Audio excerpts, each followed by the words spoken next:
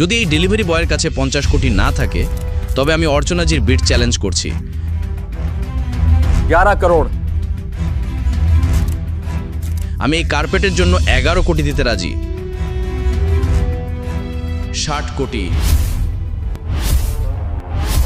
আরে delivery boy, পাগল হয়েছ নাকি?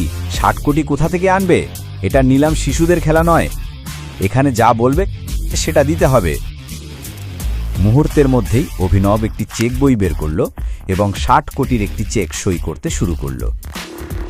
মনে হচ্ছে এই ডেলিভারি বয় জেলে যাওয়ার ইচ্ছে পোষণ করছে। দেখুন কিভাবে আরামে চেক সই করছে। মিস্টার ম্যানেজার, আপনাকে অবশ্যই ওর ব্যাংক অ্যাকাউন্ট চেক করাতে হবে। সে যখন চেক লিখছিল সেখানে উপস্থিত প্রত্যেকেই তাকিয়েছিল এবং সম্পূর্ণ হতভম্ব ছিল। এমনকি ব্যাংক ম্যানেজারও বিশ্বাস করতে পারছিল না কেন এই ডেলিভারি বয় অভিনব 3 কোটির জিনিস 60 কোটিতে কিনছে।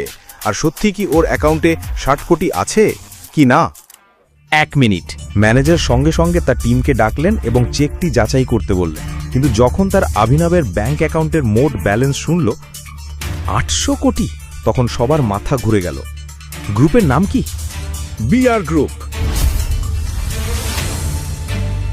এই নিলাম এখানেই শেষ এবং 60 কোটির এই অমূল্য কার্পেট মিস্টার অভিনবের কাছে যাচ্ছে। মাইকে ম্যানেজার এই ঘোষণা করতেই সেখানে বসে থাকা সবাই চমকে গেল।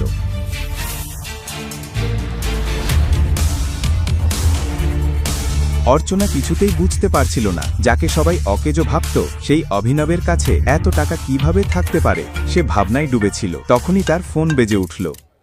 হ্যাঁ, টেল মি। সেই ইম্পোর্টেড কার্পেটটা গেছে? এই ডেলিভারি বয় অভিনব 60 কোটির বিট করেছে। মানে আজকাল ডেলিভারি বয়দের কাছেও এত টাকা থাকে যে 5 কোটির জিনিস 60 কোটিতে কিনছে। আমি শপথ করে বলছি, ও এখান থেকে বের হতেই আমি ওকে বলবো, আমি ওকে ছাড়বো না। অর্চনাজি, এসব ভাবার আগে শুধু একবার অভিনবের মুখের দিকে তাকান।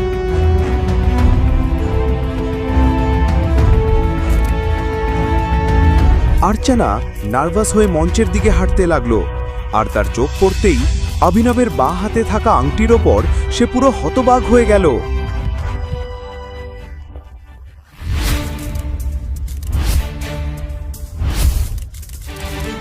টাইগার। টাইগার নামটার পেছনে আসল সত্যিটা কি?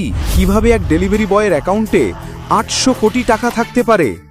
যদি সে এত ক্ষমতাবান হয় তবে সারা দুনিয়ার সামনে ডেলিভারি বয় সেজে থাকলো কেন? এসব প্রশ্নে ইন্সপেক্টর বিভ্রান্ত হয়ে পড়ল। এই ভিডিওটি তাকে দিয়েছিল এক অজানা মেয়ে। কিন্তু এর আগে দুজন আলাদা গুপ্তচর ইন্সপেক্টর